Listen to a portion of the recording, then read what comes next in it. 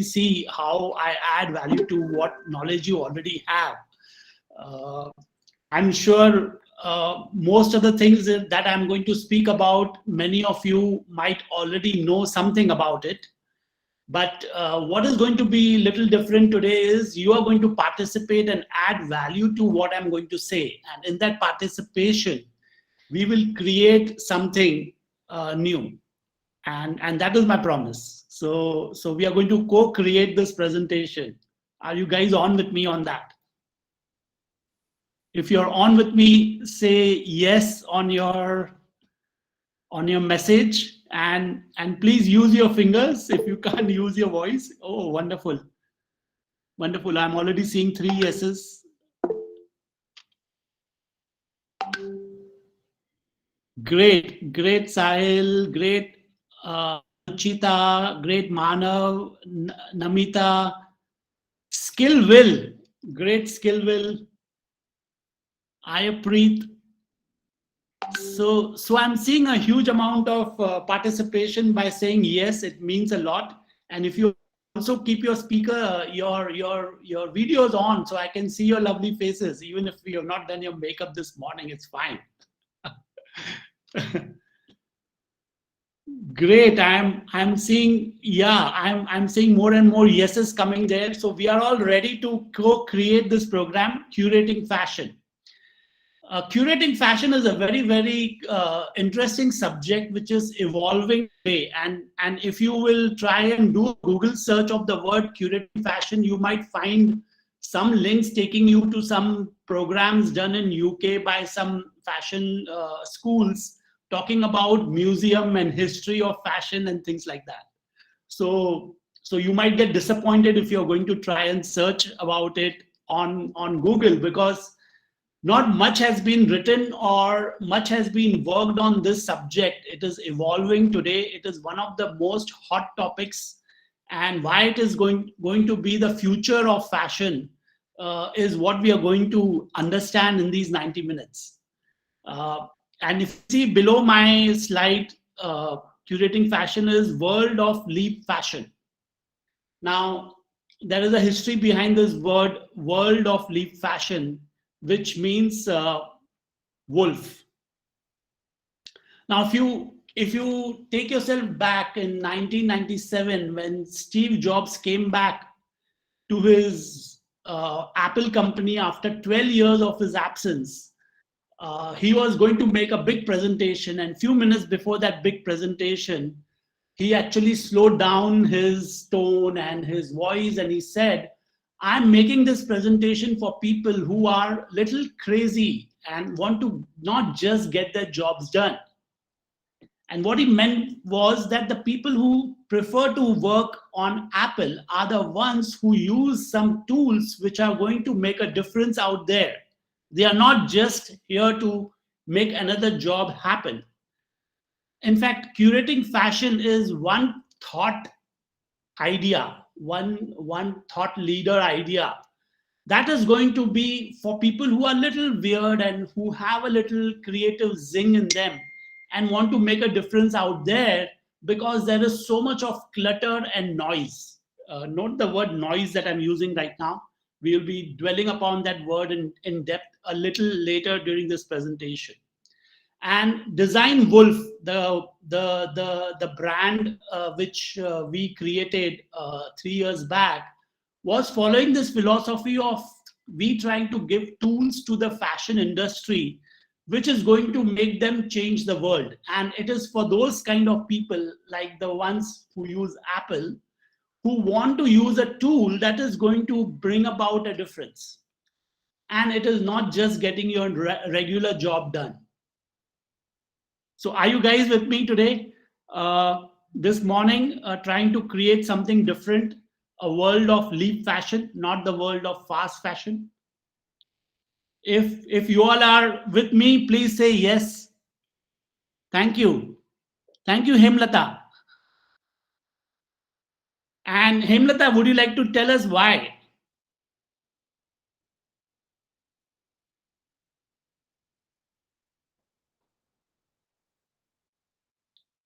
Thank you, Skillville. Would you like to participate and tell us why you think it is important to be in the world of Leap Fashion and have tools that is going to make a difference out there?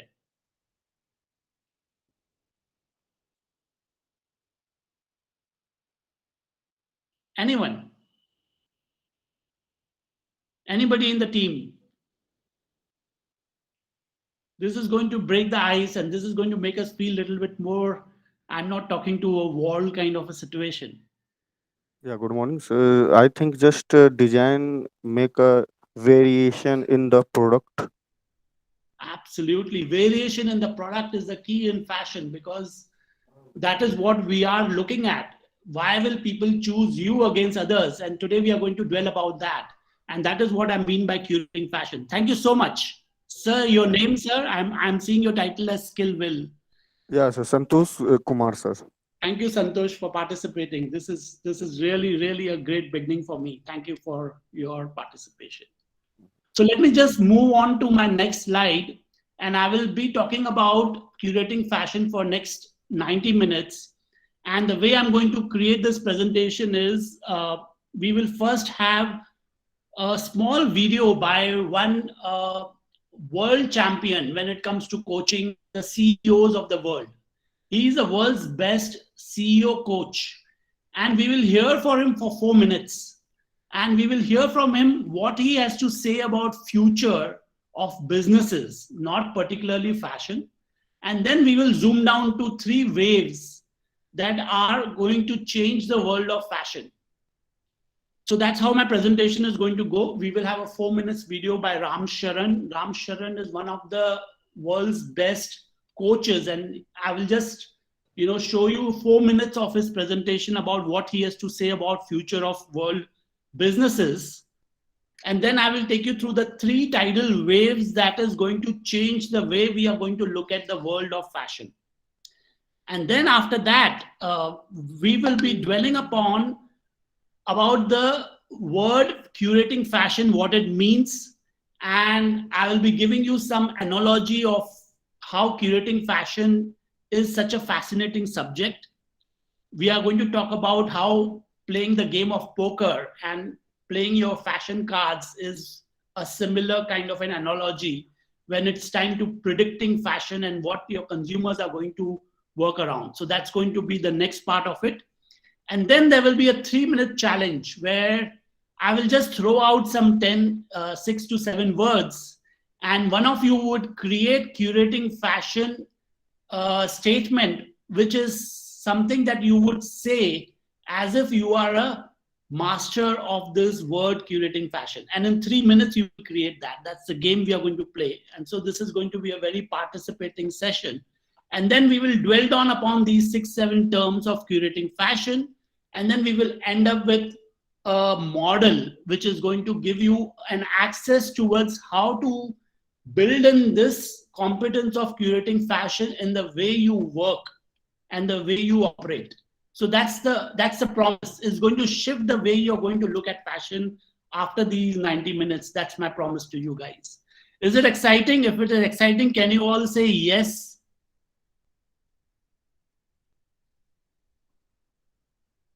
We have 37 participants, as I can see. Harpreet, is it 37 or more? Sir, 48. 48. Srisha, Shriman, Namita, Hemlata, Hani Sharma. Great, great. So let us not waste much time and let us go on to our next move, which is a kind of a video. My screen for some reason has frozen.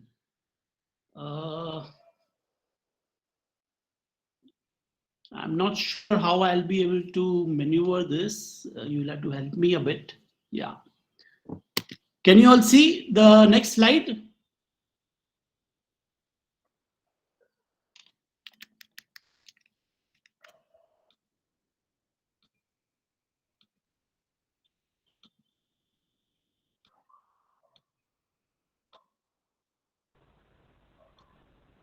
Sir, it's getting stuck, sir. Yeah, can you all hear this video now? Okay. Yes, sir.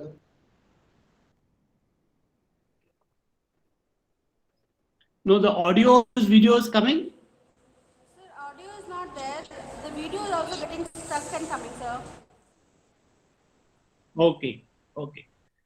So let me just skip this video a bit. I will just give you a gist of what this video is talking about. Ram Sharan has come out with this book called Rethinking Competitive Advantage. I don't know why this Google Meet is having problem with my audio. It is, I think, getting. Let me just check if I can fix this.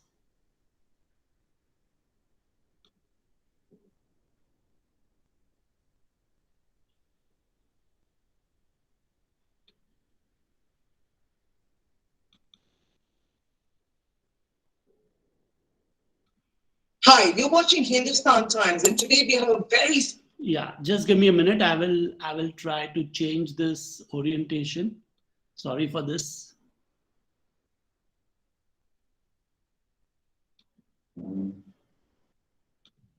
question to you. If you were to nail it down to the one big arsenal that every CEO needs to have during the current times, what would it be? In this digital age, the most important part is for every company Can you all hear?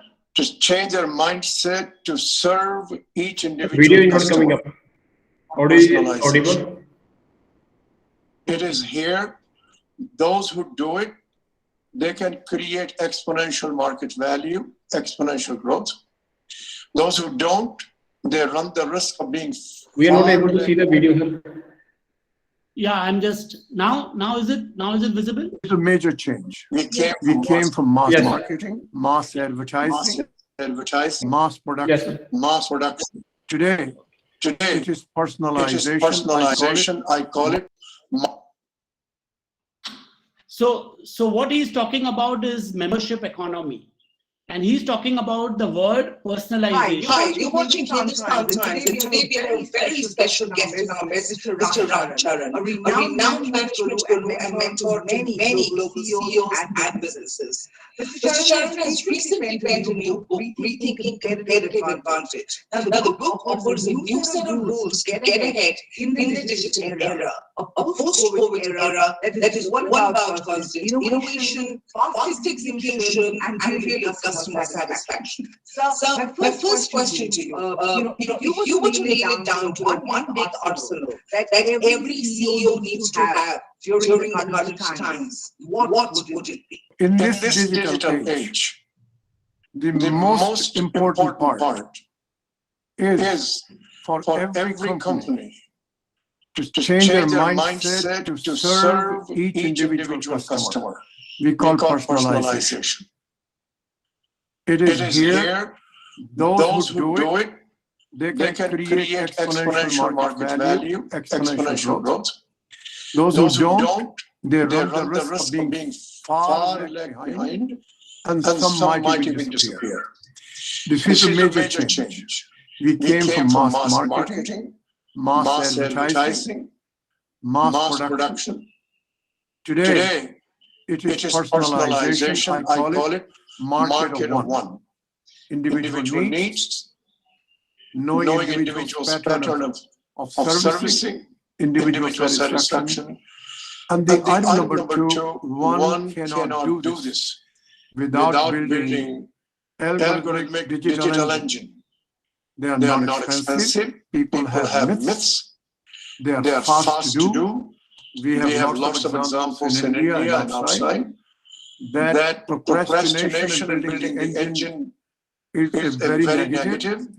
If you get ahead of the curve, you have the opportunity to create your revenues 10 times, market value 10 times.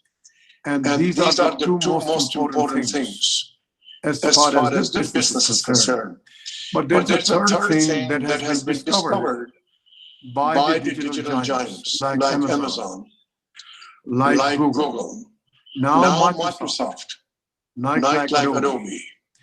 that when you put the digital engine and you scale up, you have a money-making model that becomes a cash machine.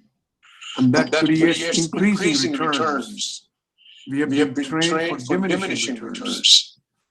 This is a major change in business that did not exist at high scale, large scale until about 1997. And now the digital giants came in, they have created a change, they have changed industries. Mr. Bezos comes in Amazon, Larry Page, Sergey Brin come in Google, Zuckerberg comes in Facebook, Satya Nadella picks it up in Microsoft, Shantanu Narayan picks it up in Adobe, Netflix picks it up, Walmart now picks it up, Disney picks it up. So now people beginning to realize this, and that they know algorithms are easily available. You can get these services on a variable cost basis, and that these algorithms were invented almost 300 years ago. They are almost commoditized unless they're very sophisticated. We need to change the mindset of the top management. We need to bring the teams alignment. They have to learn this. It is like putting a generator in your plant. You put the algorithm engine in your company. Generator plant was a physical device. This is a mental and social device. So this is a mental and social device, and he's talking about algorithm. Ram Sharid is one of the very senior consultants for the Fortune 500 companies.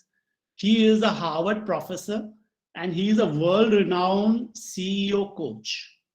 And this is what he is recommending to the world out there when it comes to business of any kind, because there is a huge shift in the way businesses have undergone a transformation today. And curating fashion is one of the main central thing that I'm going to discuss in these 90 minutes of your time, talking about how you are going to curate fashion digitally using algorithm in the subscription economy.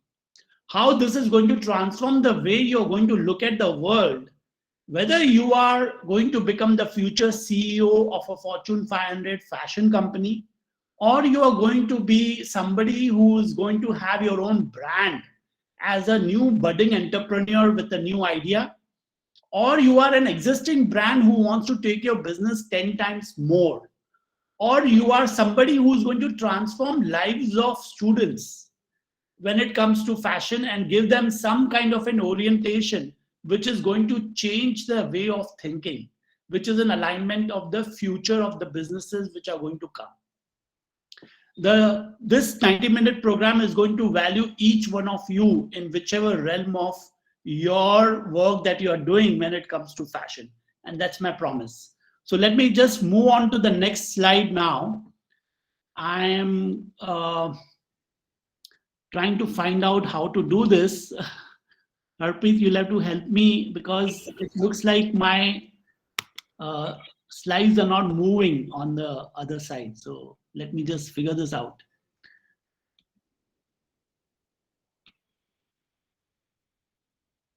Do I change the layout to make it work? Because it is not moving. It is frozen here.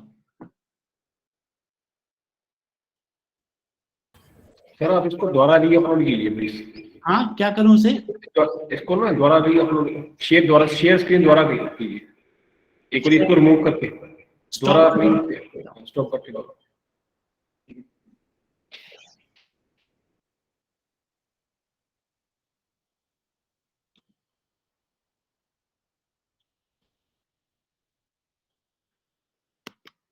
Yes. So what are the three waves that we are going to impact the business of fashion is what I'm going to discuss now. The tidal wave one is new brands are more expensive to grow. As it is becoming easier for us to add more brands, it is becoming more and more expensive to make them grow. And why I'm saying that is because today anybody can open a brand by just creating an Insta page. It's as easy as that. You can create a catalog, beautiful catalog with pricing on an Amazon page without much cost involved. So there is a high level of noise. And because there is a high level of noise, there are low entries to the barrier at the same time. And why I say there is a high level of noise is that there is low entry to the barrier. For example, Facebook, 171% increase in the cost per 1,000 impressions or CPMs. Twitter increased 20% in the cost per clicks. LinkedIn has increased by 44%. All these costs are going up. And how is it going to be affordable for a brand to survive when the cost is going up by 171%? And now the dependence on these social media platforms is becoming more and more inevitable. Second wave that is impacting us is buyers now prefer to self-educate them before buying. For example, this program, if you want to know what is curating fashion, you can just go to Google and search for the word curating fashion, and 90% of the content is available to you already. So you are already well aware what you are going to buy from me when I'm going to sell you these 90 minutes. So is with fashion. Whether it's a new style or a new genre or a new category that is coming out in the fashion, you have something which is very accessible and self-educational. So it is not easy for any brand to sell you something with a great ad or a beautiful ad which is going to emotionally bind you to buy the product. Because now you already have an access to what is available at what price, at what point of time, without you even being able to understand what and enter to the store where you're going to buy it from. So that is a second wave which is going to impact and disrupt the market. And how is that possible? Buyers now prefer to self-educate before buying. 84% of consumers believe that online reviews are as reliable as reviews from the friends and family. So they have a support structure which is going to give them an authentic information to depend on before they go and buy something. Approximately 68% of consumers read up 4 or more online reviews before they decide to purchase a product. It is very easy to read a review and then go and buy the product. 91% of people between the age 18 to 34 trust online reviews. Online reviews is becoming the only way to market your product. And for that, as Ram Charan very clearly said, personalization and algorithm, where you manage your reviews, is going to become the most important part, which is the second wave which I'm talking about in the world of fashion. What is the third wave? People are moving from buying a regular product to buying an experience. They want something to be added to the product as an experience for them to say, look, I'm buying this, I'm wearing this because so-and-so, something that happened. And these experiences are becoming more important as talking points than the product itself. So these are the three waves, and I'm going to talk about certain tools and techniques that you can curate for yourself to become a fashion curator. So nobody in an organization asks you, do you have a designation of a fashion curator? That designation doesn't exist today because that is a new shift that is going to be there, but it is invisible. But can you say that it doesn't exist? No, it has existed 10,000 years ago, and it also exists today. That is the word curation. That is what I'm going to talk about. So your compelling story becomes important in the third wave, as I said, and there is a data to back that up. 60% of respondents say that the user-generated content is the most authentic form of content, and that social content from their friends and family and greatly influences the purchasing decision. According to Facebook, live videos have 6 times higher engagement than non-live videos. Today, average luxury shoppers engage in brands via multiple touch points, up to 15 in the case of a Chinese luxury consumer. Half or more of these touch points are digital, reports McKinsey. So everything is getting digital as as we had stated, and everything is becoming very, very transparent, and the story becomes very important. And what is your compelling story becomes the heart of this work, what I say, curation fashion. So these are the three waves which we talked about in the world of access that is going to be very, very important for you to look at what is curation. So what is curation? Can anybody participate and tell me what you think is curating fashion? Anybody in the team, in the group? Santosh, you were the first one to talk. I can give you the advantage of, breaking the ice again and saying what you think is curating fashion.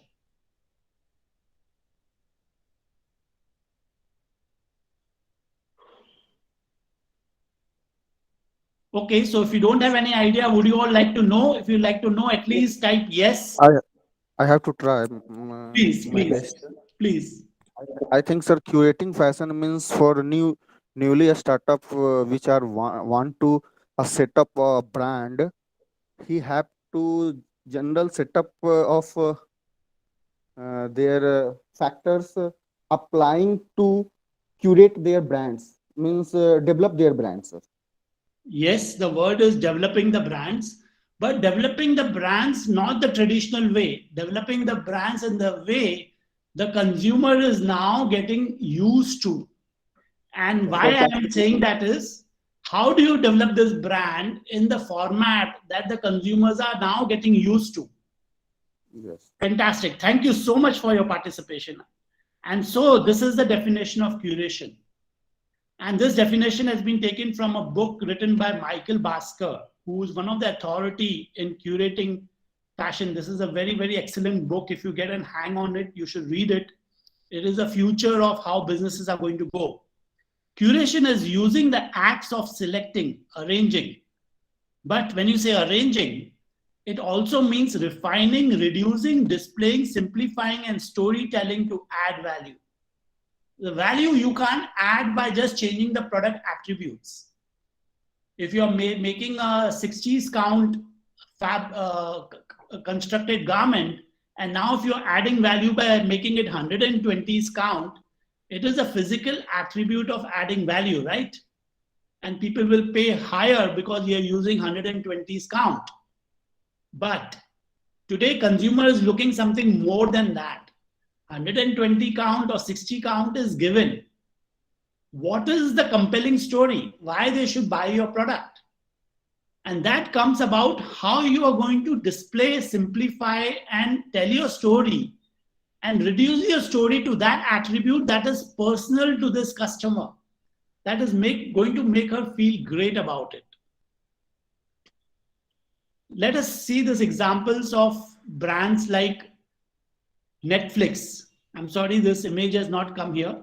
This is a Netflix image here. Imagine Netflix, which is one of the biggest, go back to the slide, TEDx, Spotify, and in fashion industry, there is one company which is curating fashion. It's called Stitch Fix. How many of you are aware of Stitch Fix? If you can type yes onto the column. In your comment box, can you say yes if you are aware of the brand Stitch Fix? Or if you can say no, say something. So what I'm saying is Netflix has changed the way we consume entertainment. Earlier, when movie Sholay came in, we all had to go to the theater on a Friday morning, first show, to go and watch that movie. Today, like Sholay, there are 20 blockbusters getting released every week. And now you have a choice to select which of those movies you would like to watch on your Netflix channel at the time that you decide to start your movie. That is called curation. What Netflix has done to entertainment of the blockbusters, Spotify has curated your music. Today, when you're going for your early morning walk, you can create a playlist of your favorite songs, which is going to make you walk at a particular pace. Fast moving songs from Bollywood, for example, is going to keep your pace. And then if you are in the evening trying to have your chai and want to listen to something very, very soft and romantic, you can change your playlist. And that playlist keeps evolving and keeps adding recommendations to you, which are personal to you. And that is what I mean personalization. So your favorite ghazal singer or your favorite rock star artist or your new genre singer who is emerging now and not many people know, but he's your favorite, gets added to your list and it curates that list for you personally. And that's what Ram Charan was saying, to one person at a time, marketing. So you are becoming the center of the work on which the algorithm is suggesting you something personal to you, and that the algorithm can do for 1 billion people at the same time. And that is the magic of algorithm we are going to talk more about in this conversation. What are the skills that you can develop yourself to be a fashion curator? Of course, your artistic ability and creativity, your merchandising and planning skills, these are all given skills. What is more important is your ability to organize, present, communicate messages effectively through design. This is the ability that you have to build a muscle that is going to differentiate you with thousands of other brands, because you're going to design your product, which is going to be personalized to this consumer, and you will use algorithm to make that difference. You need to have project management skills. You need to have digital marketing and social media skills. And more than that, you have to think like the way search engine optimizers are working. They think like an algorithm. You have to think like them. You have to think like a Google, how it searches your product. And only if you can think like that algorithm, you will be able to deliver like an algorithm. So this is the promise we are going to give you, and given access to how you can build these competencies today. And the closest analogy to that is poker. Is this presentation going somewhere? Are you guys finding this interesting, or should we have a break and have some conversations about this?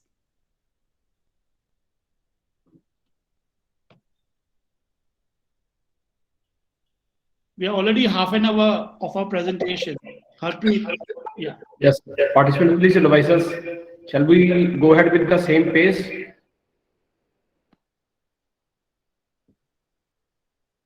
Any questions till time?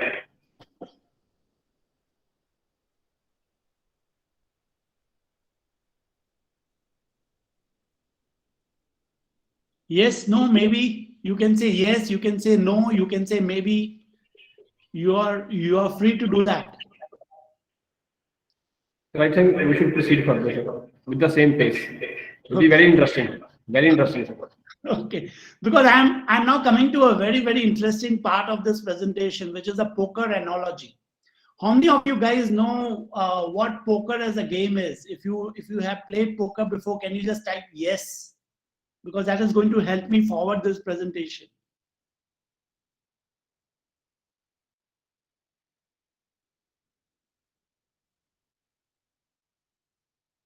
Nobody has played poker before?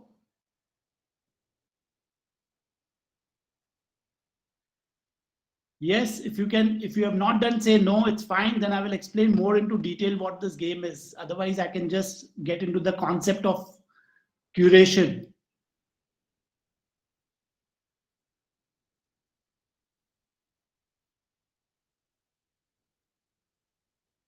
Hello? Is everybody listening to me? I'm actually speaking to a wall, it looks like. Yes, sir. Listen. Yeah. Okay. So poker analogy is fashion curation is a skill of a fashion professional. It's like an ace poker playing his game. And what is the difference between an amateur poker player and a skilled poker player is skilled poker player understands the probability of an event occurring. And what is his probability of an event occurring is 1 out of 52, because there are 52 cards. And these combinations of 52 cards make this game interesting and at the same time challenging, because 52 combinations can create your best combination, which is called the royal flush, and it can also have you the worst combination, which is called the high card, which are all the assorted cards which has got very little value. So if you have all the hearts, for example, your combination of your probability of winning the game is the highest, because the cards that you carry are the most valuable combination of cards. So is in curation. When you're putting your best bet of your product in front of your customer, you are trying to personalize this customer's taste with yours. And if there is a match, if there is a perfect match, like in Netflix, you see 94% match of the kind of movies you watch. And that's why it is recommending you that particular movie. Same is the probability game that is being played in the world of poker, is the game of probability that you play using your algorithm. And let me come to that in a bit more detail. So what happens in curating fashion is like a poker game, where you look, see, imagine, and tell your story according to that. So what is personalization? If you are a customer who is valuing aesthetics or traditional way of clothing, that is your personalization. So I will tell you a story to tell you about the attributes of what makes this product a traditional product, and that is personal to you.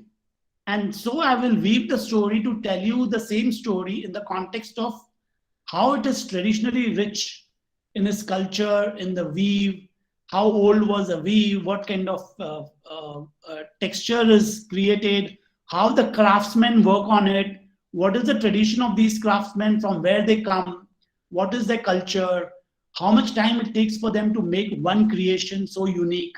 So my whole story is around the product personalization to talk about the tradition of the product. Whereas you as a customer is not interested in the tradition, but interested more in the trend, then my story of the same product changes to say that why this particular color combination is relevant today for you to wear, because what is the trend that is going on in the market internationally. So my story changes, my personalization changes. So this is a process, and there are rules that govern your stories. So like playing a poker game, you have to have your 52 combination of stories and attributes and product features that are going to create a customized story for this particular customer. So Netflix is not making a movie for you, but Netflix has identified you as a person who has those attributes where there is a 96% match. And that is what I mean by have a rules that govern your collection. So do you have rules for your combination of personalizations that you have, that you want to present to the market, where each of these customers, you can present it in their own way? So that is what we are saying, that there is a process and there is a rules to govern, like in the poker game. Coming to the next, we must make decisions with less than perfect information. The business is so dynamic today. In Netflix, every Friday we used to go to a theater cinema to watch a movie. In Netflix, you can bombard every 1 hour a new movie. And so is what is becoming in fashion. Every second minute, you see a new dress added in the Amazon category catalog. If you search for a dress, let us say a knitted dress in Amazon, you will see 7,000 products, and every minute new products are getting added. So decision is never perfect, and it is going to become all the more imperfect because the dynamics are changing, because the information is getting overloaded, and that is why you need to curate. Curate is to filter down of the overloaded information. And so you will be always dealing with less than perfect information. And that's why you need to be algorithmic in your thinking by using statistical tools like regression to the mean. These tools are going to become very powerful to use, and they are very affordable today because technology is becoming very affordable. Coming to the third point, complete visual language is made up of small number of elements. Like the 52 cards, you have to identify what are your limited combination of elements, those small little elements, whether it is the gauge of the needle that is going to decide the gauge of your product. It is one element in your manufacturing process. And is that going to be a sustainable business for next 20 years? Because you are investing in a machinery where the ROI is going to be for the next 20 years. Whether it is going to be the combination of colors that you're going to keep in stock at any point of time to create your product just in time. There is a whole concept of demand manufacturing, which we are going to talk about. Whether it is the process of what are these small elements, accessories, or the trims, or the embroidery, the kind of embroidery that is going to go into the product, and what are the combinations of those embroideries that can personalize for different consumer profiles. That is what is going to come in, and you have to be ready with those kinds of combinations beforehand so that you can personalize your story like in a poker game. And coming to the last point, the process of playing poker is a great analogy to the process of curating, as curating fashion is also a visual game. We designers, buyers, merchandisers play it all the time, whether we know it or not. The difference is here you are going to play it as a strategic tool, as an expert who is going to be all the time winning the game of poker, unlike a person who's just coming to play the game for the sake of it and he's an amateur. So curating fashion is going to make you a skilled professional by understanding the law of probability and the game the algorithm can play to personalize your curation. Now in next 3 minutes, I'm going to make you all guys speak like a curator professional who can curate fashion. And that is my challenge. In 3 minutes, any of you can speak a language and impress anybody saying that you are having a mastery in the world of curating fashion. Are you all with me now? Would you like to go through this 3 minute of game? But for that, I need your help. Preet ji, आपकी थोड़ी मदद चाहिए. Yes, sir. Should we play this game? Yes, sir. Yes. Please continue. So I'm going to introduce you to this concept called the curatorial framework. And if you just take a screenshot of this next slide, you can speak like having a mastery over curating fashion. So all of you ready with your phones or your screens, you can take a screenshot of this and then you can be a master over the world of curation. That's my promise. Have you all taken the screenshot of this screen? Yes, sir. Yes. Wonderful, wonderful. So now, any of you, can you just frame a sentence using these words? Frame a sentence in English, framing using these words. Yeah.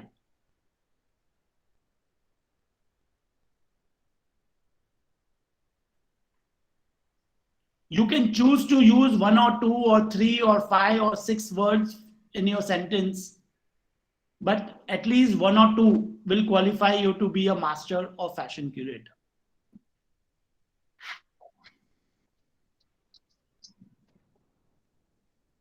Santosh ji, आप ही हमारे साथ हमारा सहारा है. Nobody else is supporting me today. Sir, I have no idea, sir, about this.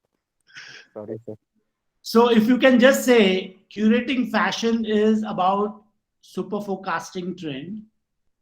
It is about style genome. It is about storytelling. If you just use these 3 words, also you have a mastery over curation over anybody who has not attended this workshop today.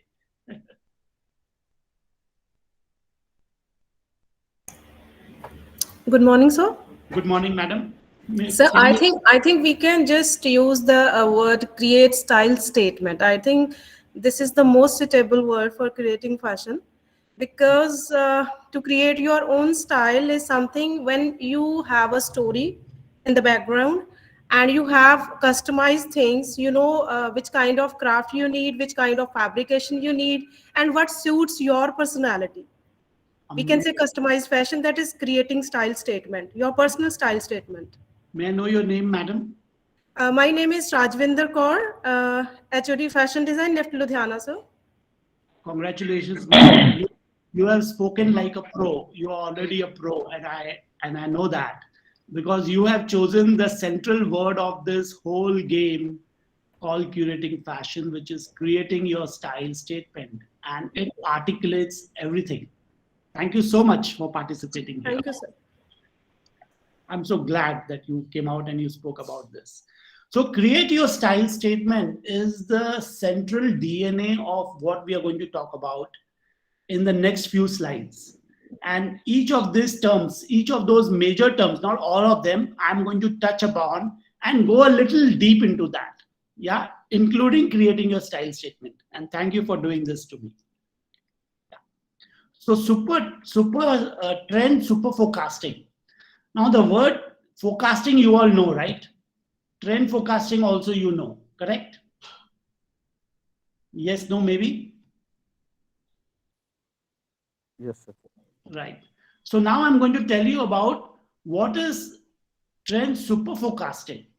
Now there is a whole body of knowledge that has come into play, which says that actually there is a joke in the industry of forecasting. When you say forecasting at the global level, at the macro level, where all the economists sit together and predict how the economy is going to grow, or they're going to predict the biggest event of who's going to win the elections.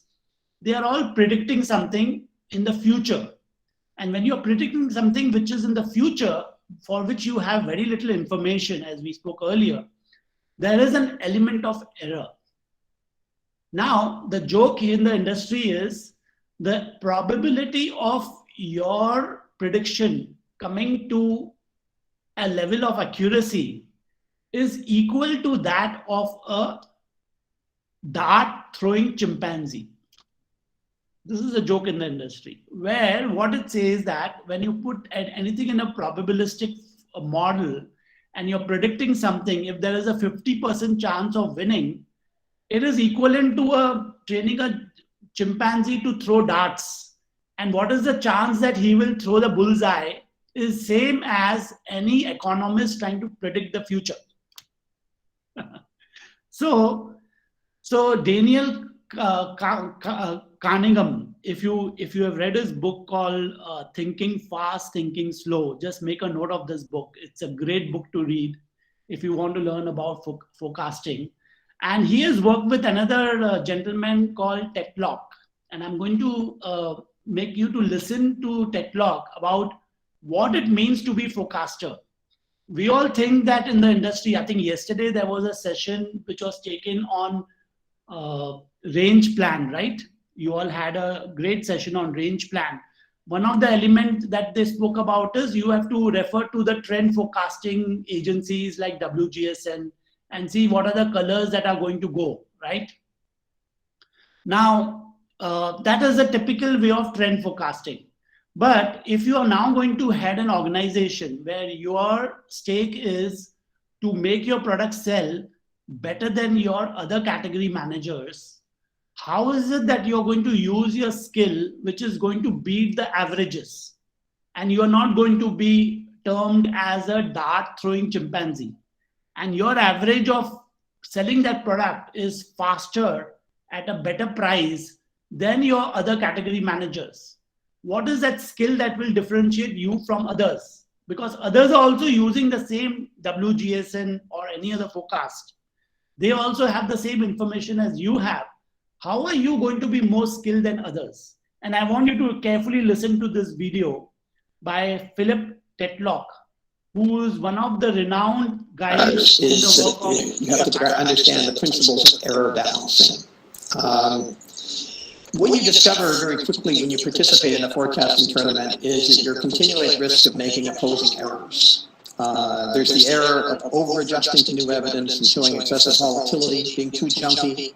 And then there's the error of sticking too rigidly to your preconceptions, not changing your mind enough. It turns out people make both errors. And when the only way you can learn to balance this is to practice in forecasting tournaments. You're never going to get it right perfectly, but you're going to become much more deeply sensitized. It's going to become part of your cognitive apparatus. Both errors are possible, and you'll just almost automatically think about the possibility of each error and balance them in your head. Same thing for underconfidence versus overconfidence, and same thing for over-predicting change and under-predicting change. The key here is getting on the bicycle and riding. And there's no way that someone can stand up at a podium and give you abstract knowledge about cognitive research on errors and biases, and you can gain the same benefits that you would gain from actually participating in forecasting tournaments. The philosopher Polanyi, you used the analogy of trying to teach someone how to ride a bicycle by giving them a textbook on Newtonian mechanics and say, this is how you balance the centrifugal force and the blah-blah-blah and the blah-blah-blah. You're not going to learn how to ride a bicycle that way. You're not going to learn how to do well in forecasting tournaments without getting in the habit of making explicit probability judgments, getting feedback from those, and learning from experience. It is a quite deeply experiential process. So the point that Mr. Philip Tetlock is trying to make is forecasters are never born. You can't say that, I'm very good at predicting fashion, because you are going to be the next person on the run who's going to make that mistake of be one among the averages, because the moment you say that you already know and you know that this is the way it is going to happen, the law of averages is going to challenge you. And that is what we mean by the word regression to the mean. And a smart forecaster is one who is not learning to ride a bicycle by reading a theory or trying to predict a trend by reading a forecast of WGSN. He is the one who has understanding of his consumer. And that is where you become a skilled forecaster, because you really understand that even if the trend is a fuchsia pink, which pink your customer would like to prefer, even if the trend is so. Because ultimately she is buying that particular pink to make herself look beautiful, not because it is in a trend. And what makes her look beautiful has got to do with her skin tone. It has got to do with those other 252 variables of a poker player, which is your vocabulary of fashion that you're going to create. And creating style statement is building those 52 cards of poker. And that is where you become a skilled forecaster, because you are now going to make that fuchsia pink, which is in trend, actually sell by modifying it to the real customer's need and giving that story to this customer the way she wants to listen to it. And that is what makes you a great forecaster, a super forecaster than the rest of the crowd. So this is one skill. And the second skill which I'm going to talk about is merchandising fashion. We have heard about the word merchandising fashion. Merchandising fashion is the new evolving way where 60 to 70% of the business gets churned by the Google Analytics search engine optimizer. And let me just talk about it a little bit more. Before I come to that merchandising feature, let me give you an analogy of what it means when you are searching something and you are accurately hitting the target as a super forecaster. Now, if you see this slide, there are these 4 bullseyes, right? And if you see a pattern in these 4 bullseyes, the first one is the most accurate one, where your prediction has gone solid and you have hit the bullseye. The second one is called noisy in the statistical parlance of Daniel Kahneman and people of that nature. And they've given the word called noisy because it is very, very sparse and there is no particular pattern that you can read about it. The third one is the most important one, where you're differentiating noisy with being biased. Now, let me give you an example that you are going to a mela, and there is this guy who has got these rifles and there are balloons on that wall, and you're playing this game in the Mela where you're trying to hit the center balloon which has got the highest prize. Now you will realize that most of your shots that you're playing, they are going to one particular side, even if you are trying to aim at the bullseye. And that is what we call bias, because this guy has already created this rifle with a slight twist in the nozzle. So even if you're accurately aiming it with your skill, the instrument is defective and it is going towards left. So it is giving you a bias. And most of the time we don't realize, as buyers, as designers, as merchandisers, as brand creators, as marketeers, we have our own biases in our life. We have our own favorite colors in our life. We have our own favorite styles that suits us, and we build that bias and we try to sell it to the customer out there.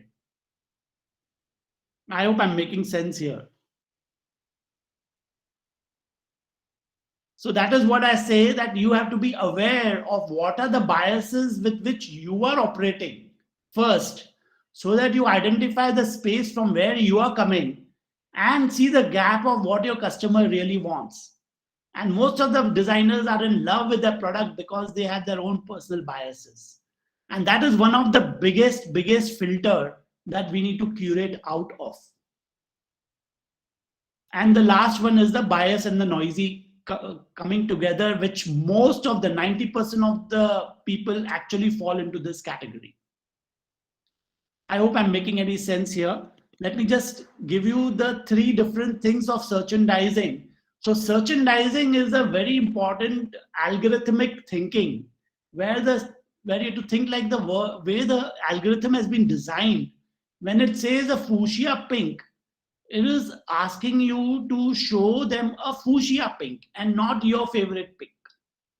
And most of the time where we go wrong when we are doing our keyword search optimization, or when we are giving a tag to a product, we go wrong in defining those terms, that the algorithm gets misled, and that is why your ratings and reviews come down and not go up. So when you say a chair is a chair, and if you show a picture of a chair and you sell the product which comes to your home is also a chair, then you are in a perfect alignment without any bias. But when you make a stool look like a chair, then there is a return. And in fashion, the returns are almost as big as 30 to 40%. And that's because we are trying to market them something and not really sell them. And algorithmic thinking has to be having that integrity of saying a chair when it is a chair. And that is the whole secret sauce of how to succeed on your page in Amazon or Myntra or Flipkart to be the number 1, because your customer has asked for the fuchsia pink and you have delivered fuchsia pink. And that is where the algorithm will push you up into the catalog to the top bestseller. Even if you have not done the sale, but you're saying the truth, gives you a qualification to be shown to that customer. And then if the customer is not choosing you, then you decide to change the color from fuchsia to another pink or other pink. And that is where the whole dynamism works in merchandising. So search merchandising is a new term, and it is a new skill that you need to develop to coin the right terms that hit the market. Style genome. The word style statement that we said refers to who you are as a persona, and understanding that style genome is the key element of our business in the business of fashion, or when you are curating fashion. When you say style genome, when you're creating a style statement, you are talking about a persona. You're talking about the styling that persona is having affinity towards, and the genre of things that this person is liking. Whether she's a fusion lover, or she's a very classic traditionalist, or she works on very known luxury brands. Each is the style genome. Combination of these factors makes them classify into a tribe or a style genome that you belong to. Let me show you my product that we have created. It's a proprietary product called Bespoken, and how we capture that genome of a particular customer.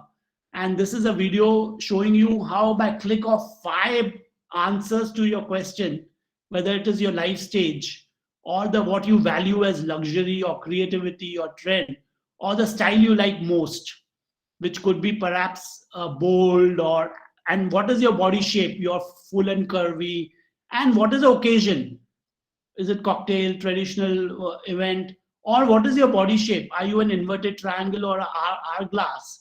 If you just answer these 5 questions, you can discover your style genome and what we call your style statement. And then you put your email address and your name. And here is where the algorithm is now going out there searching for you the style statement that matches your style genome. And this is how we created the style genome of this particular customer who chose those 5 answers. Thanks for generating your style statement. AI stylist Alina is our algorithm who depicts you as artistic, eclectic. The 5 words that describe you is art lover, creative, contemporary, and playful. Now, how the algorithm has identified these 5 words, how it has created the style statement for this customer, is what we are talking about, algorithmic thinking to curate fashion. And this is what Ram Charan was saying, personalization, how algorithm is going to rule over everything else in the world. And this is an example of style curation that I showed you just now, which we say the style genome. And then what happens with that style creation? Moment the customer has been captured, we know that this is her classification, this is a style statement. What do we do with that information?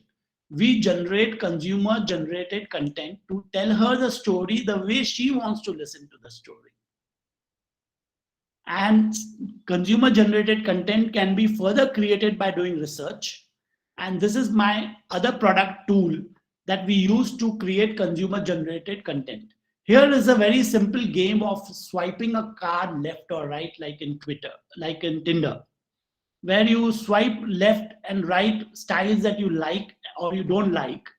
And by just doing this simple exercise of swiping left and right, my algorithm machine is learning about you, your taste, your color choice, your silhouettes that you like, the kind of length of dresses that you prefer.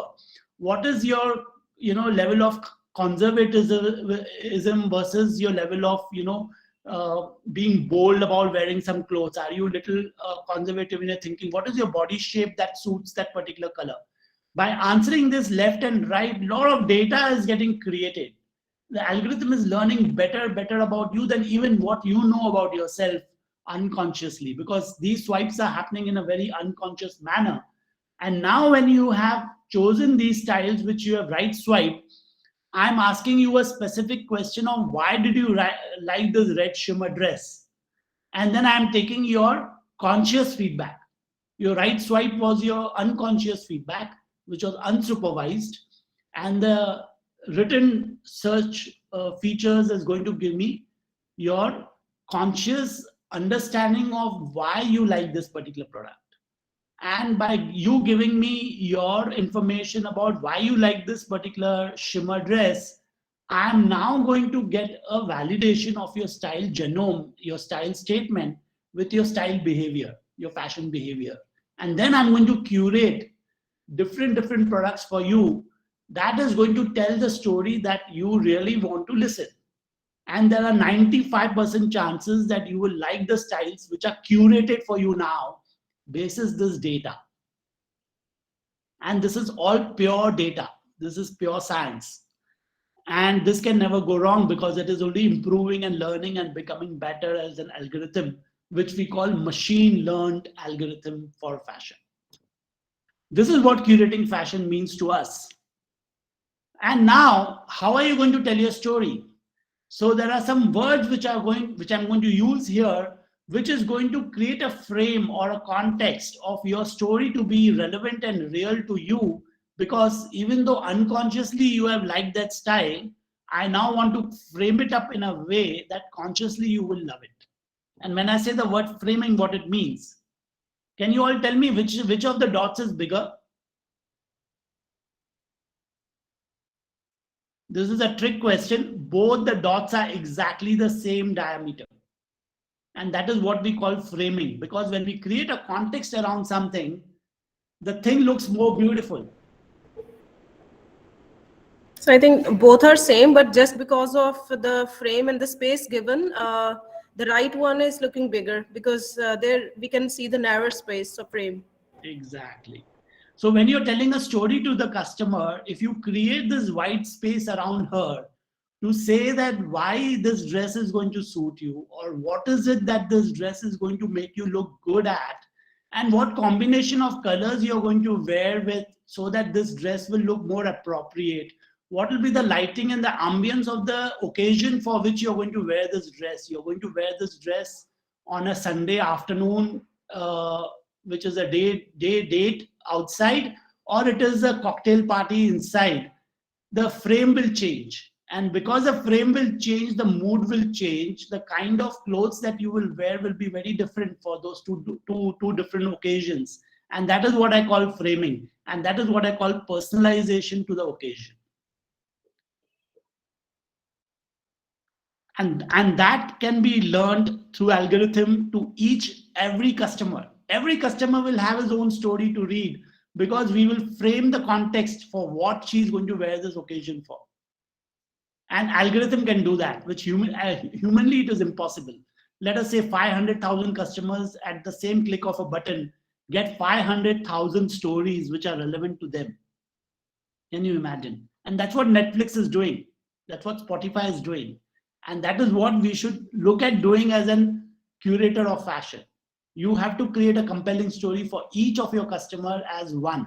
That's what Ram Charan was saying in the first video I showed you about positioning and personalization. Excuse me, sir? Yes, madam. Sir, I think you were talking about the Stitch Fix. I think this is the company which is also following the same style, going through the online surveys and giving 4 to 5 styles to the customer and just customizing the fashion according to the needs of the clients. You are bang on. And that is the concept which Stitch Fix has followed. But they are still doing it in a very mechanical manner. You receive a box every week. Yes, sir. And then what you keep and what you give away, the machine is learning what you have given away and what you have taken, and it is improving the next choice for you again. So that is the algorithmic thinking. It is not a human being who's working behind that. It is a machine assisted by a human being. Perfect. This was a perfect example you have narrated. Thank you so much for doing that.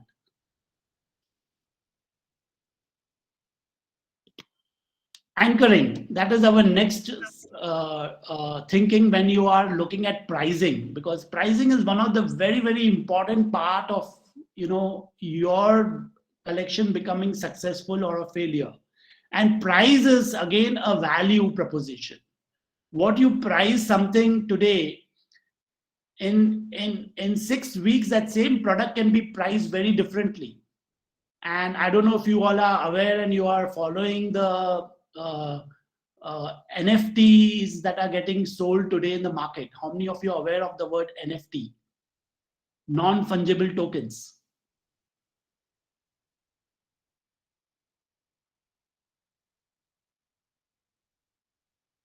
Non-fungible tokens are digital assets that you can buy and sell in the market using cryptocurrency. And Amitabh Bachchan recently sold one of his poems of his father for some 7 crores because it was in a digital format bought by market people, which is secured through blockchain. And the person now who owns that Amitabh's poem can sell it at any price he wants, and he has the official ownership of that poem. Though the poem is known to everybody, but that physical asset is created through a non-fungible token. And anchoring is one technique which gives them to sell this poem for 7 crores, and it could have been sold for $70 also. That is called anchoring. So what is anchoring? Now I'm going to ask you to do some small calculation with your calculators. Can you multiply 1, 2, 3, 4, 5, 6, 7 starting from 1 and arrive at the answer.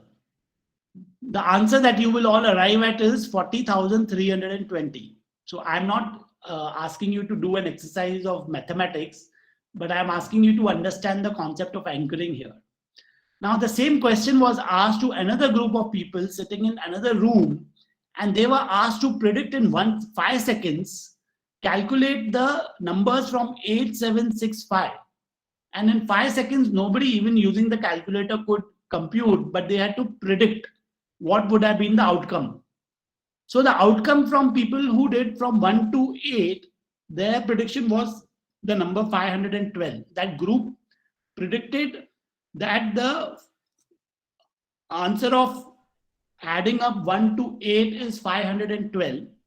And people who calculated from 8 to 1 predicted the answer to be 2250. Both the predictions were wrong because the answer actually was 40,320. The concept here is when you anchor a price in the mind of the customer, their perception gets followed with that idea of that. So suppose you calculate 1 into 2 into 3 and 4. The answer of this will give you the closest prediction of, because the anchor is so low, you will predict it to be 512, whereas it should have been 40,000. And the vice versa. Amitabh's poem was started as a, the whole bid was put for 5 crores.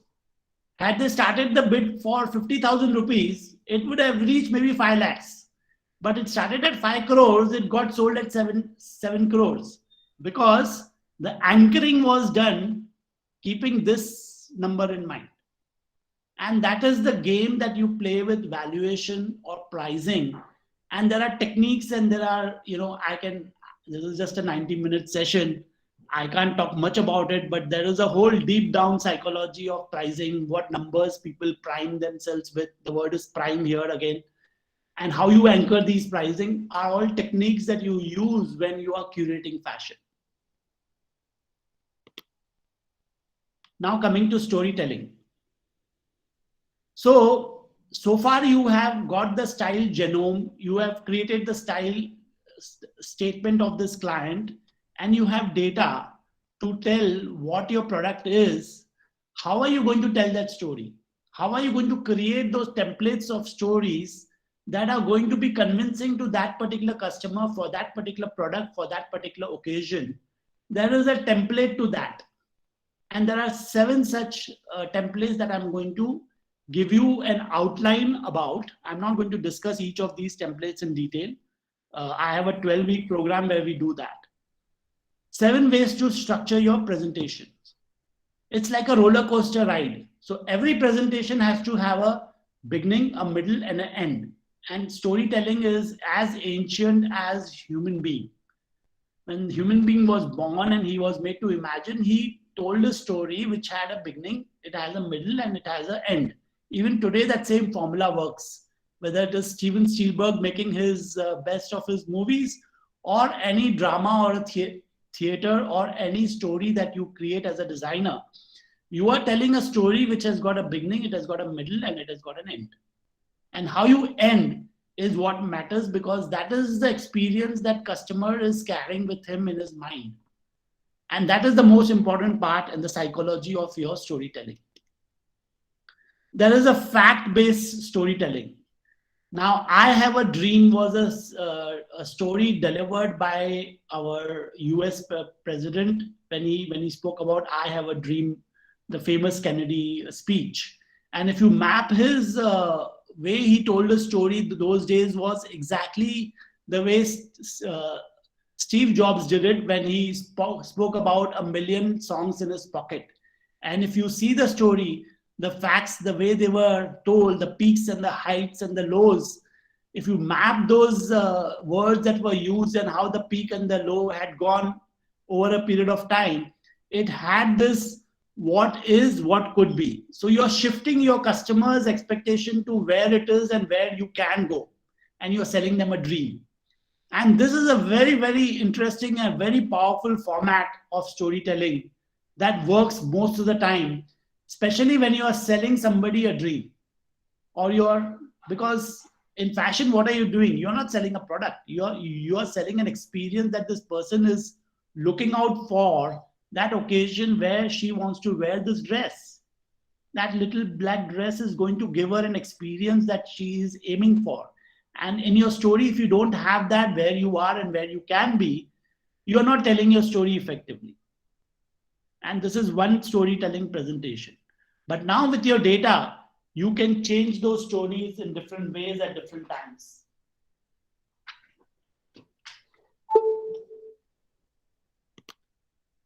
Explanation. There are certain products which needs more explanation. So you evolve the journey of your consumer story from point A to point B, where you logically add value to, say, layers after layers of those stories, and adding those dimensions of your work, whether it is product attributes or something, you are adding value to the story to take them from point A to point B. This is an exploratory template that you can use in telling your story. Third is the pitch. How do you make a pitch? And a pitch has got a peak and then it comes down. And a pitch also is a way that you do your auctions and those kinds of things, where you actually making a pitch and making people to bet for a particular product. Then the betting goes on and then it becomes viral.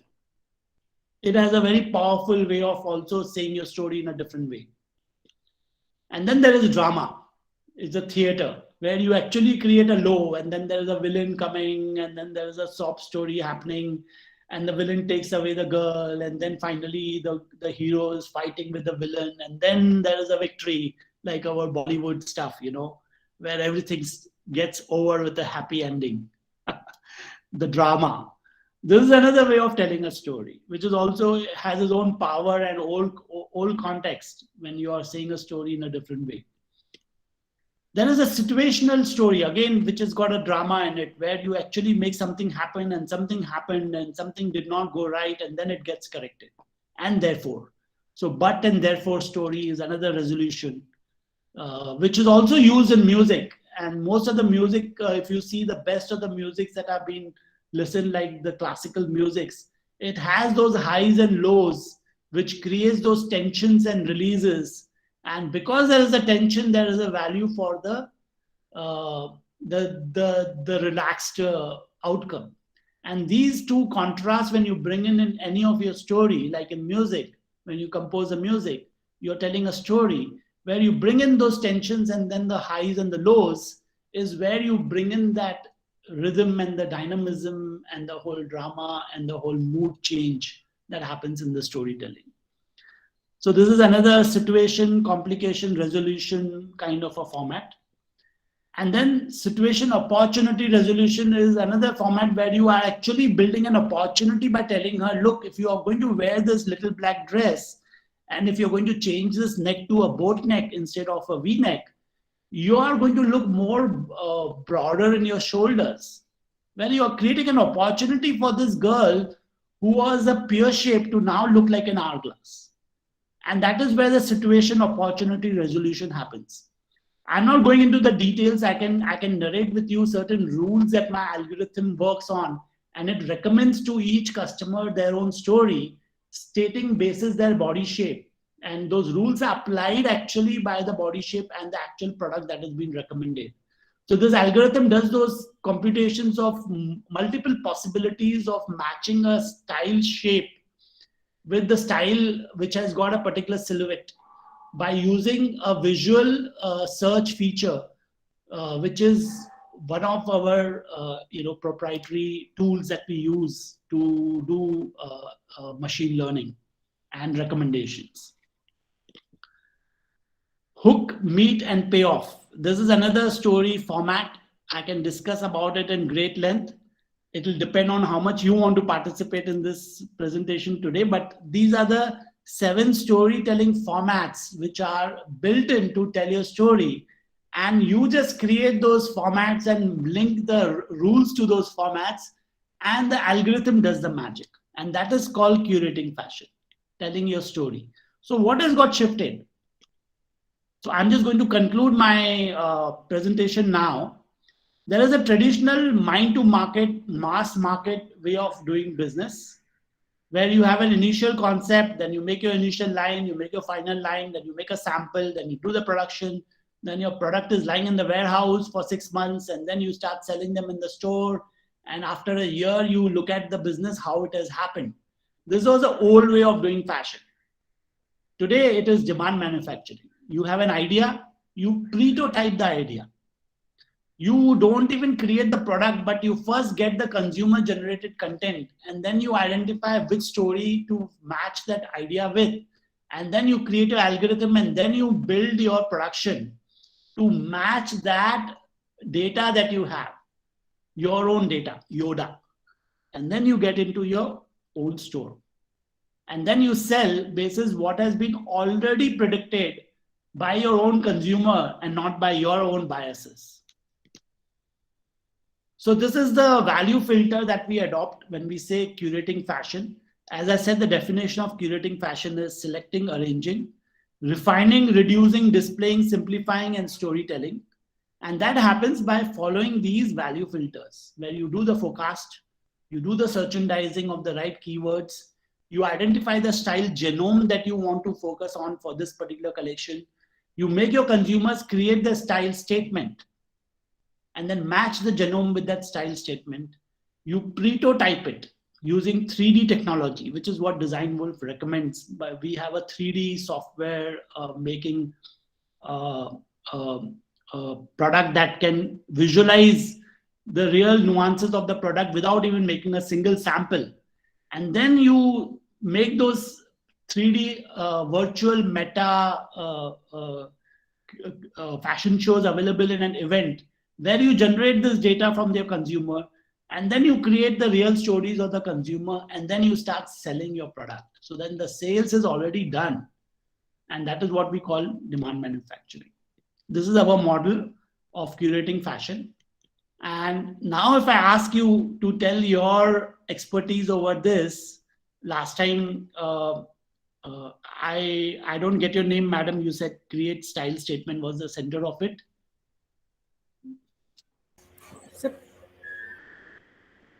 Sorry, what's your name, madam?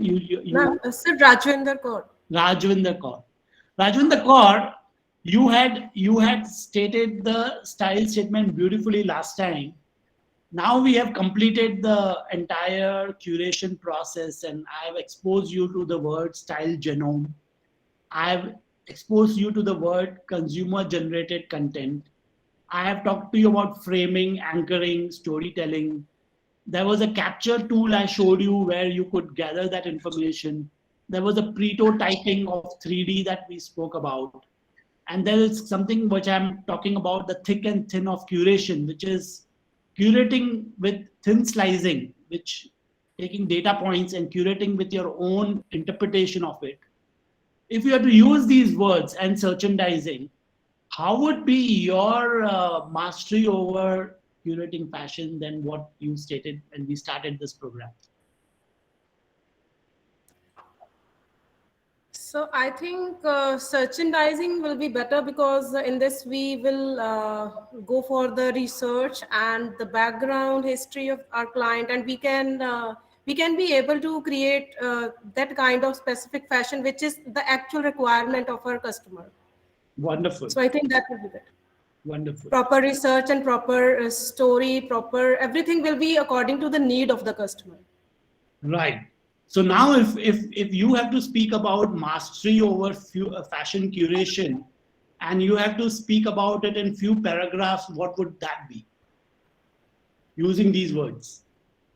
So I will go with storytelling better, because I like it, because when we talk about Fabindia and other brands which are actually working for the betterment of craft person and other things, even the designers also, they are working with the storytelling first. There is a story behind the brand, behind the concept, why they're working, what kind of things they're keeping in mind. So I think that will be the better one.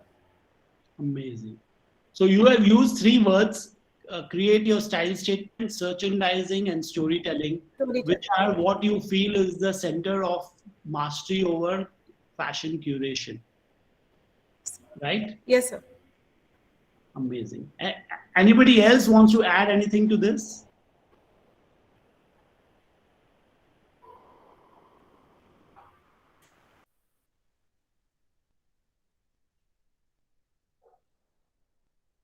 So my slides are over.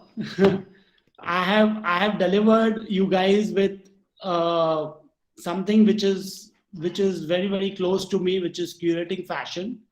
We have a website called gobespoken.com where any of you can create your own style statement by just clicking this button,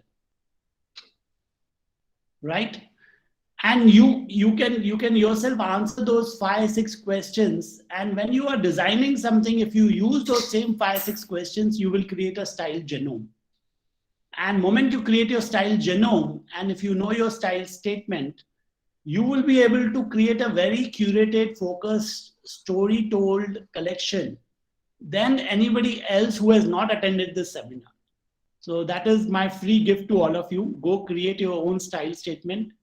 Create your style statement on behalf of your customer. Create a style statement for yourself and enjoy the whole process of product development. That is going to be notches above a regular collection that you will create, because it will be more consumer focused, more consumer facing, and more personalized and more algorithmic in its own way.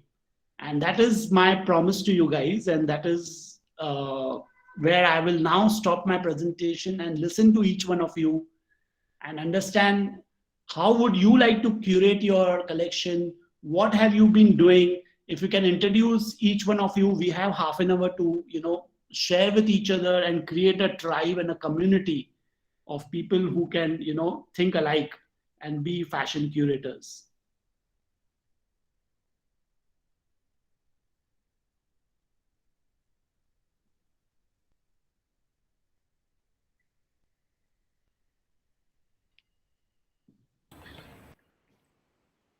Thank you so much for a very insightful session, sir. It's my pleasure. We still have half an hour. Yes. I have not yet completed. So you Yes. all can do this offline by going to this create your style statement. It's very engaging and an interactive thing. But I don't want to take everybody's time, because I think we have Rajendra Kaur, who did a great participation, and Santosh in the initial part of the program. And certainly most of you have been great listeners. I'm assuming if you have any questions, I would like to answer them now. And you can ask me any kind of question that could be of interest to you, whether it is relevant to this particular presentation or it is in general. I'm more than happy to answer. Now it is open house session. Everybody can ask the questions from our esteemed, privileged panelist, Jagdish Chawla ji.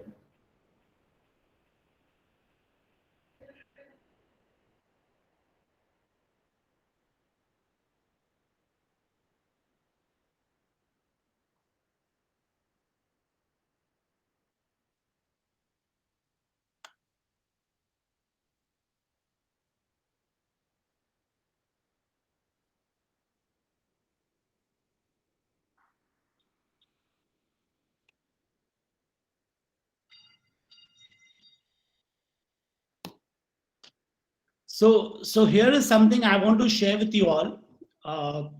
Since you all have participated and have stayed till the end of my program, thank you so much for doing that. I'm going to share with you one ebook which I had written on innovation in fashion, which is in a way related to the subject of curating fashion. And I am sharing that with you all on this window, where you all can download that book for free. And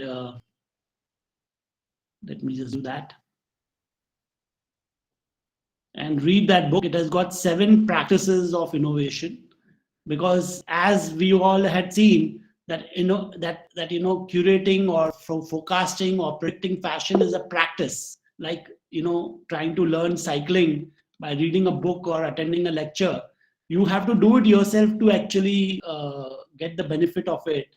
So the practice of curating fashion lies in the doing part of it, and making errors and correcting yourself and coming out of it, then reading about it, or understanding about it in a very conceptual manner. It's like somebody trying to tell you, if you can read Newtonian physics and learn how to ride a bicycle, like what Mr. Tetlock was trying to explain. And you can never learn riding bicycle by reading a book. You have to practice it. And these 7 practices is what I have put them down in my this ebook, which you can read about and start practicing to gain mastery over the whole business of curating fashion. And if even 5% of what we have discussed here, if you can make it into your way of thinking and working, I think I have done my job. And Mr. Harmeet has accomplished his task of assigning me to do that job. So with that, I'm just sharing with you this ebook. There it goes. It's a free ebook on innovation in fashion. You can download it and enjoy reading it. And more than reading it, try applying that in your real work. You don't need any software. You just need to think like an algorithm. You can even use Excel to do this, what I have told you guys. And just practice and create your own data. Yoda, your own data. Forecast can be anything. Practice and do your own data. And even if you small practice is going to take you much faster than listening to 20,000 lectures. That is just going to be words giving you a trigger, but how you use them is in the practice. And I wish you all the best, and Harmeet for this program. And you have 2 days of hard work going forward. And certainly I will share you all this PPT also. I will send it to Harmeet, and he will share it with you all guys. The participants are not able to download the ebook.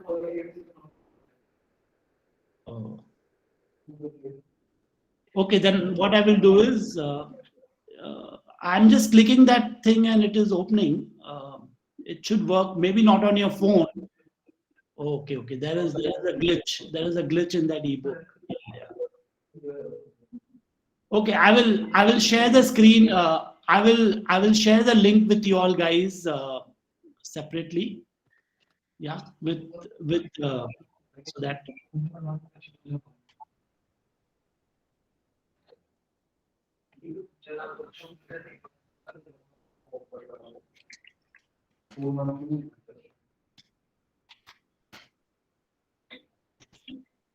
Just give me a minute. I'll just share the link which works. There is some error.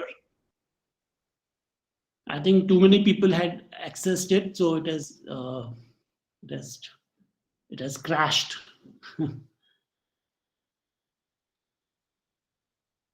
Meanwhile, any other questions anybody has? I'm available while I am trying to create a new link for you guys. Just give me 2 minutes. Meanwhile, please shoot me any questions you have. Yes, sir. Sir, I have a question. It's very, it's a general question. I just want to ask you. So when we talk about customized fashion, right?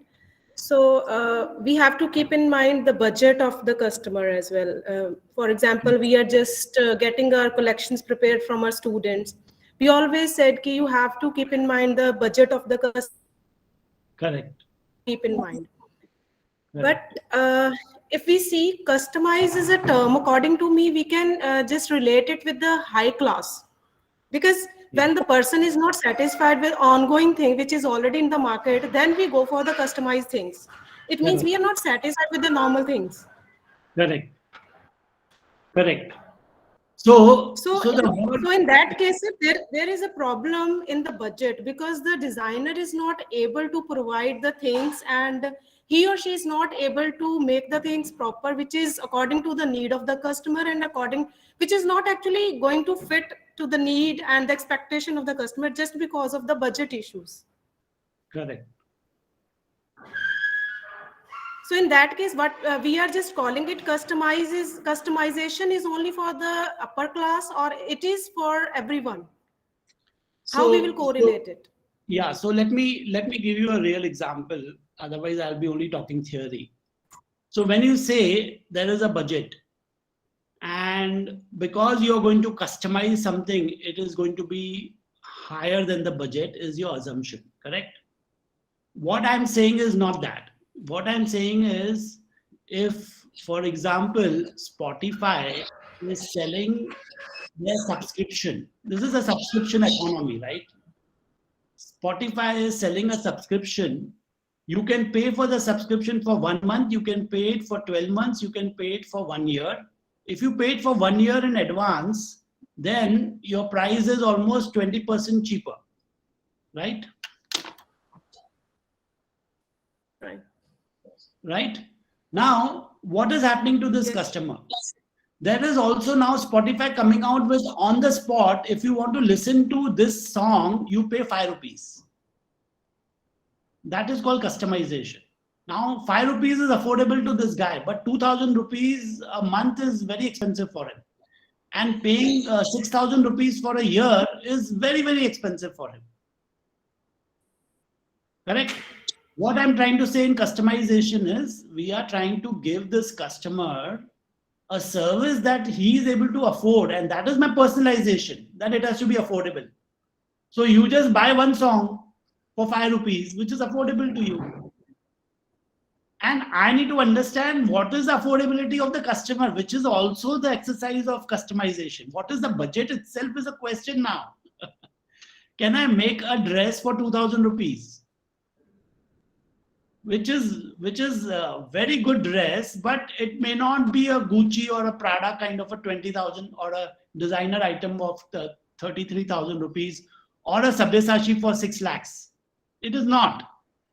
But it is a 2,000 rupee value.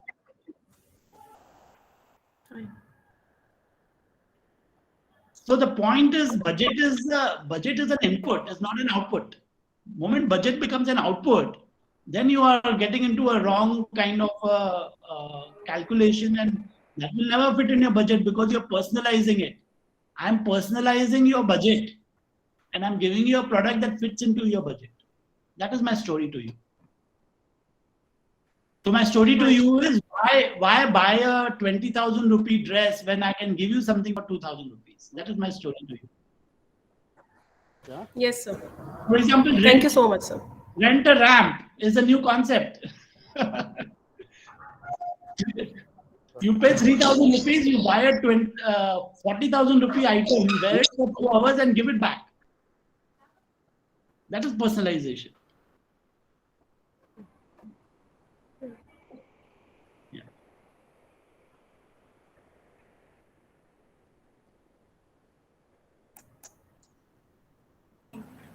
Sir, how personalization can be achieved in mass production?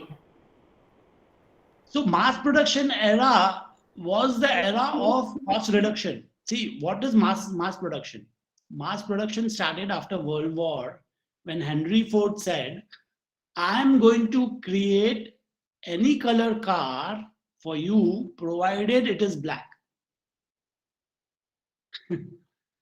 Right? Any color car, provided it is black. That means he had to make 1 million black cars to make it affordable for you to buy a car. That is mass production. Customization is the new era of demand manufacturing. I will produce only black if you want black, because I have data today. That is the shift in the way businesses are going to be in the future. So mass manufacturing is going to shift from mass manufacturing to demand manufacturing.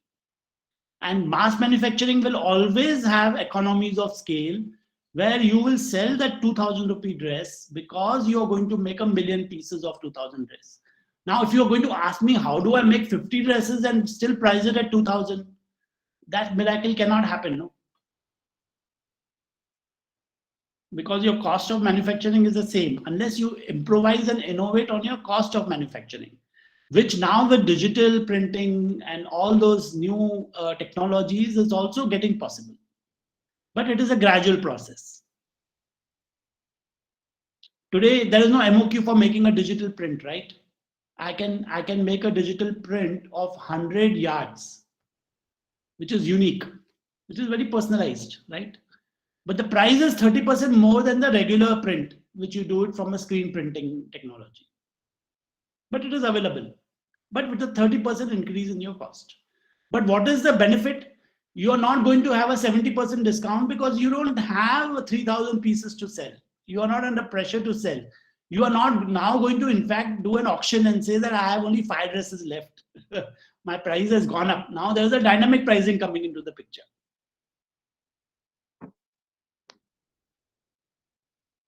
That is what technology is doing. That is what algorithm is doing to us.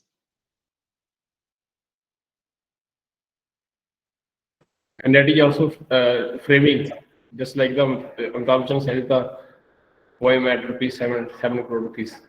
Be just like in marketing. Yes. Exactly. That is marketing.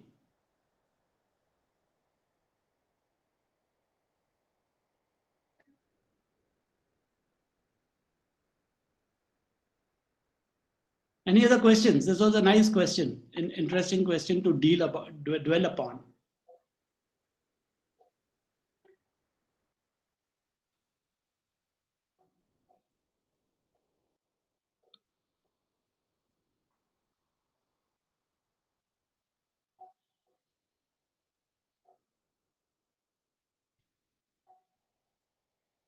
Thank you, Kanak Raja, for your compliments. Rajul Jain, thank you so much for your compliments. I hope more than informative, it could be transformative for you. If you can bring a small transformation, yes. Yes, exactly, exactly.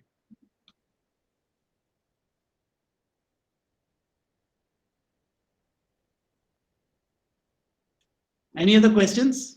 I'm still trying to make this link work. There was some glitch in my backend. Sorry for that. So I will forward this to your management, and you will get this free link to all of you. Yeah, in some time. Sir, meantime, in your presentation, you have shown a slide in which I have seen artistic eclectic. Is this a book or what? So artistic eclectic is one of the genomes. I have created 25 product genomes for each combination of those questions. So this is a back-end secret I am sharing with you.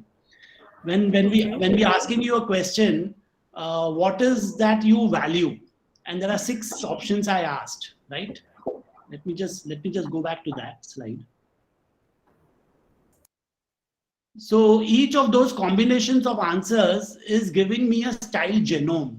That means artistic eclectic is a person who has opted for something like a creativity, fusion. Some of the answers that they have given, combination of those answers give them a style genome. Like fusion lover is another word that will come out. So if you are going to create your style statement, some of you might get artistic eclectic, some of you will get fusion lover, some of you will have a free spirited something. So there are some genome names that we have given to the answers that you are giving as combinations.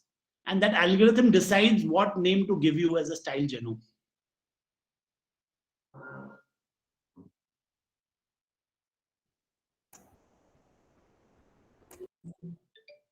So that is like classifying people to say that this is a experimental client, this client is little conservative. So these are very crude buckets to put them into. And you cannot generalize those, because once you bucket them in those ki classic hai, ye thoda casual hai. How we do on an Amazon website is you go to the website and say, I want to buy a cocktail dress. Now cocktail dress doesn't mean anything to this customer. But if she's an artistic, eclectic kind of a person, she might be having a ability to wear something which is day wear and a fusion wear, which is not coming to the classification of pure cocktail or fusion or fashion or high fashion.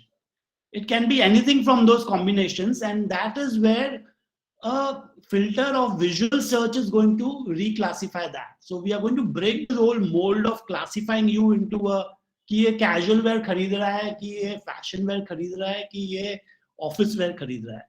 Because the definition of office itself has changed. We are working from home. Where is office? Right? What I'm wearing is a jacket. It is not a jacket. It is a shirt, which is so the whole thing is fusing. The whole your whole taxonomy is changing. The way you classify your work with your phone at 12 o'clock in the night, you can prepare a presentation and send it to your boss. You're not working, right? And what are you wearing that time? You are wearing a sleepwear and you're doing your work. So the whole classification is now going to become dynamic. So that's why we are saying algorithm will give you that name for that particular answers that you're giving at that moment. And you as the same person will create a style statement. After 2 days, you might get a different style genome, which is relevant after 2 days of what dynamism has happened in your life. So it is dynamic. It is not static. That's the whole idea of a style genome. Yes, sir. Thank you so much, sir.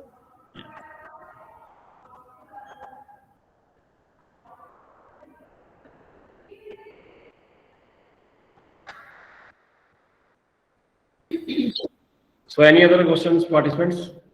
Or shall we wind up the today's beautiful session? Thank you so much, Preet, for giving me this opportunity. I'm so fortunate to, have each one of you in this session. It is not ordinary to sit and listen, and especially if you have, sessions after sessions, and really, really privileged to have your listening. And I have grown in while interacting with each one of you. You have been a great audience. The kind of questions, the kind of participation, I did not expect this because, yeah. Thank you so much, sir. We are honored, sir, with your presence on this platform. Thank you, sir. Thank you. Thank you for fascinating information, sir. Thank you so much. And so we would really like to read your book. Kindly just solve the glitch of. I will share it with Harpreet, the link. My right. link is still having some issue. I will fix it now in next half an hour. And I will Sir, also share, sir, Thank you, PPT, sir. Please. Sir? PPT, sir. Also share. Okay. Hello. Yeah. Yes, sir. Ramratan Guru. Yes, sir.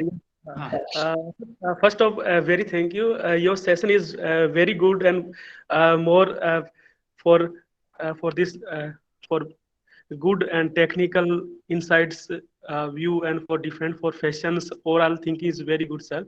And my one question, sir.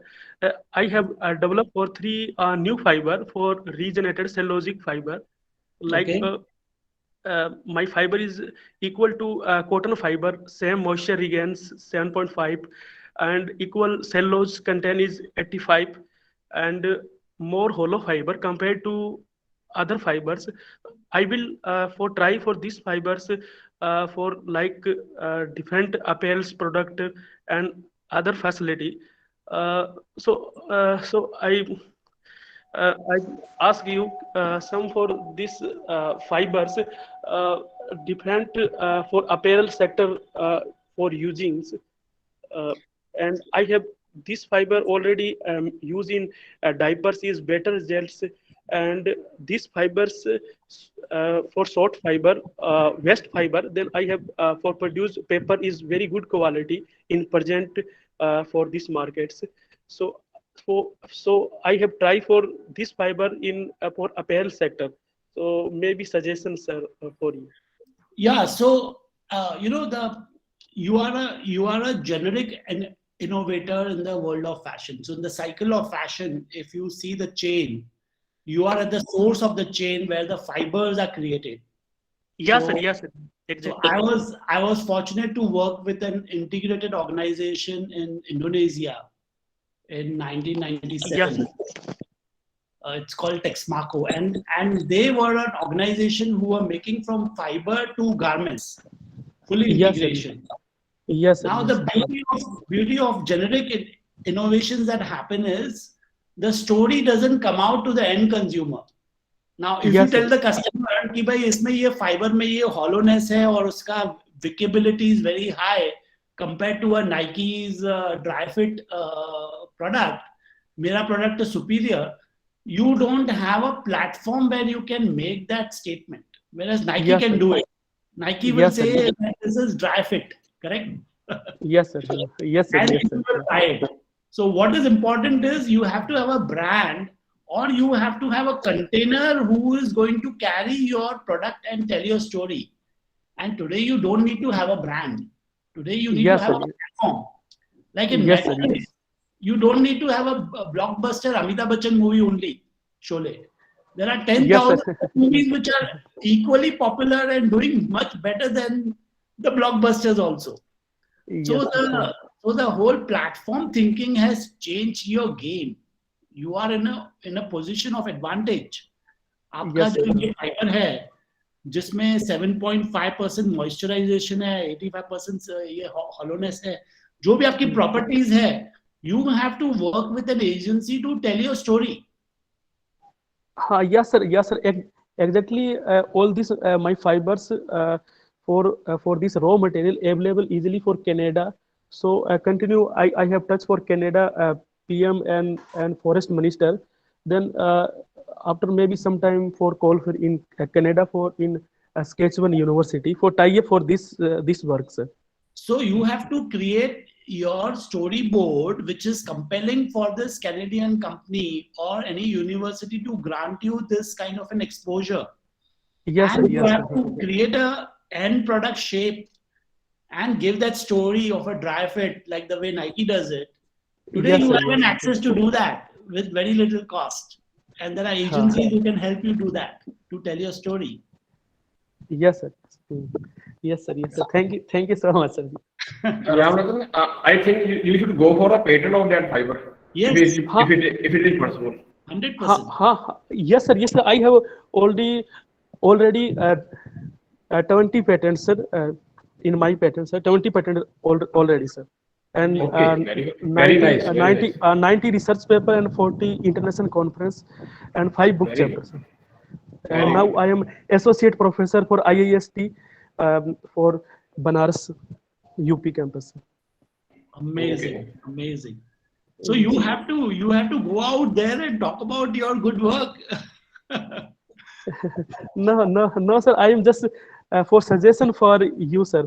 100%. Something for changing in my for research and my this fiber for new ways. So, sir. You have to think from a marketing point of view, how you're going Yes, to sir. make the story compelling enough. Yes, sir. Yes, sir. Yes, sir. Yes. Okay. Thank you so much, sir. Thank you, sir. Pleasure. Okay. Okay. Great. We have 5 more minutes to close the session. Technically, 11:30 is the time to close, but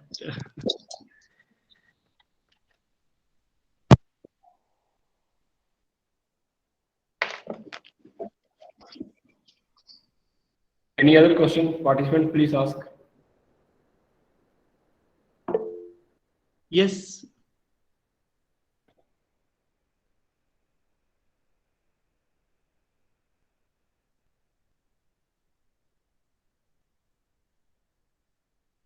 Great. So I take your leave, Harpreet, and I will share with you the link. Do share with all of them whenever it's Thank you, sir. possible. Will do, sir. Yeah.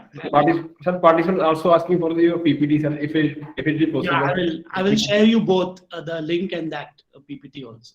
Yeah. I will take it. Thank you so much. Thank you so much, sir, for a very insightful session once again, sir. Goodbye. Thank you, sir. Fair your success in your program and your participation. Great. Continue to do this great work, sir. Honored to be with you all. Bye. Right. Thank you. Same here, sir. So, participants, over next session will be on recent native fabric developments that will be taken by Dr. Monica Sikka from NIT Jalandhar. The session will be start at 12 sharp, and the link will be remain live. We will not going to close the link. The link will be remain live. So you can have a break of 30 minutes right now. Thank you so much for your lovely participation. Thank you, sir.